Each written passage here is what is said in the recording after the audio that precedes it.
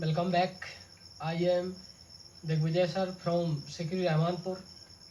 मैं आज बेसिकली आपको पढ़ाने के लिए ये आया हूँ कि ग्रामर का माना कि ग्रामर का जन्म कहाँ से हुआ, कि ग्रामर क्या है। बेसिक बिल्कुल आज मैं बेसिक थोड़ा 10-5 मिनट बताने वाला हूँ कि ग्रामर क्या है, ग्रामर का जन्म कहाँ से हुआ। ये देखते हैं कि ग्रामर है क्या, ग्रामर का कहाँ से जन्म हुआ।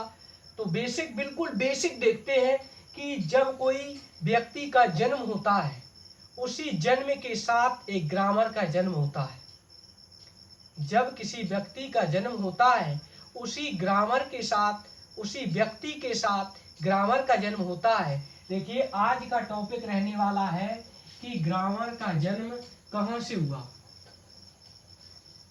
तो सबसे पहले आपको ये देखना है कि ग्रामर एक ऐसा पार्ट है इंग्लिश के, ग्रामर के बिना इंग्लिश संभव नहीं है। ना तो स्पोकन इंग्लिश संभव है, ना राइटिंग इंग्लिश संभव है, ना फाउंडेशन इंग्लिश संभव है। इसीलिए सबसे पहले हमें इस चीज की, ग्रामर की जानकारी होनी चाहिए कि जानकारी कहाँ से क्या होना चाहिए। तो सबसे पहले किसी पर्सन, किसी चाइल्ड, किसी बच्चे का जन्म होता है तो सबसे पहले बच्चा होगा ना, तो एक ऐसा बच्चा होगा। इस बच्चे का जन्म हुआ तो इस बच्चे का जन्म हुआ बाबू, तो सबसे पहले इस बच्चे का जन्म होता है तो इसका कोई अस्तित्व नहीं होता है, इसका कोई अस्तित्व नहीं होता है। माना कि इसका कोई शरीर का अंग अपने पूर्ण रूप से कार्य नहीं करता है, ओनली एक वोकल कॉर्ड जो होता है वो कार्य करता है। तो सबसे पहले देखते हैं कि मानव का चित्र है, ये मानव का ये चित्र है। तो सबसे पहले यहाँ से एक वोकल कॉर्ड बोला जाता है, यहाँ से आवाज आती है। बच्चे का जन्म हुआ तो वो रोएगा जरूर। माना कि ये वोकल काउंट से अगर बच्चा नहीं रोएगा तो उसके पेरेंट्स रोएंगे। तो समझ में आया। तो ये जो ये है कि बच्चे के जन्म के बाद तुरंत बाद रोना अच्छा होता है, इसीलिए बच्चे का कोई अस्तित्व, कोई शरीर का अंग कार्य नहीं करता है तो उसका ये वोकल कॉर्ड काम करता है।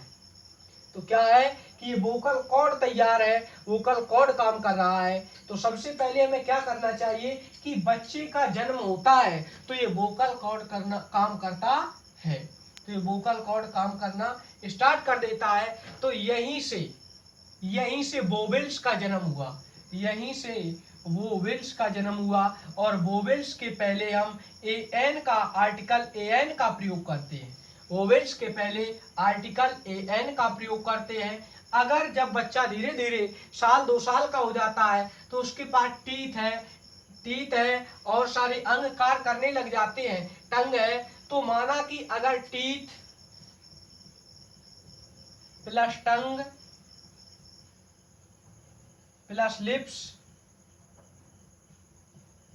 अगर ये काम कर जाए तो माना कि आर्टिकल ए का प्रयोग होता है, आर्टिकल ए जोड़ दिया जाता है। अगर टीथ, टंग, लिप्स काम कर जाए, कोई भी बॉडी लैंग्वेज जो बॉडी होती है वो काम कर जाए, तो ये मानो कि हमें यहाँ से क्या होता है कि ए आर्टिकल हम लगाते हैं। आर्टिकल एनीवे अभी हम ग्रामर का जन्म हुआ वहां बात कर रहे हैं, अभी हम इससे कोई मतलब नहीं।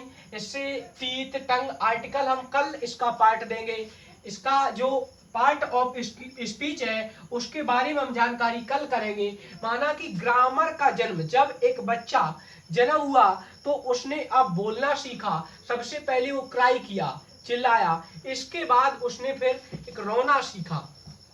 क्या होता है कि उसने फिर बोला मम्मी पापा, मम्मा मम्मा पापा। माना कि उन्होंने स्टार्ट किया।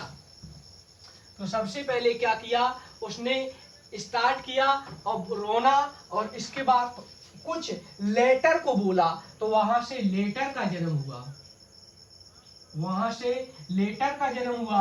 और लेटर के जन्म होने से फिर उन्हें मम्मा, पापा, दादा, उन्होंने फिर एक वर्ड का निर्माण किया, वहां से वर्ड का निर्माण हुआ, वहां से वर्ड का निर्माण हुआ। वर्ड क्या है कि किसी शब्द का, माना कि मम्मा, पापा, एनीवे मैं फिर पार्ट ऑफ स्पीच में लेटर अलग पढ़ाऊंगा, वर्ड अलग पढ़ाऊंगा कि लेटर क्या होता है, वर्ड क्या होता है। जब बच्चा और छोटे छोटे वर्ड बोलने लगता है, इसके बाद सेंटेंस बोलता है। ऐसा नहीं कि डायरेक्ट लेटर मम्मा फिर वो डायरेक्ट एक वर्ड बोलने लगा, एक सेंटेंस बोलने लगा, ऐसा नहीं, क्रम से बोलने का प्रयास करता है। एक लेटर हो गया, एक वर्ड हो गया, एक सेंटेंस हो गया, इसके बाद सेंटेंस का जन्म हुआ। इसी से हम इसके बाद पार्ट ऑफ स्पीच में प्रवेश करते हैं। Part of speech, part of speech में जन्म हुआ, माना कि इसके बाद पार्ट ऑफ स्पीच का जन्म होता है। Thank you very much.